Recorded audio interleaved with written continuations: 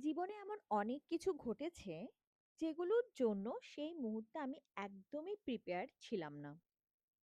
তখন মহাদেবের ওপর অভিমান করে প্রশ্ন করেছি, ঠাকুর এটা কেন করলে? আমি তো এটা চাইনি। তাহলে এটা কেন এমন হলো? কিন্তু সময় পেরিয়ে যখন পেছনে ফিরে তাকিয়েছি, তখন বুঝেছি সেদিন যা হয়েছিল হয়তো সেটাই আমার ভালোর জন্য ছিল।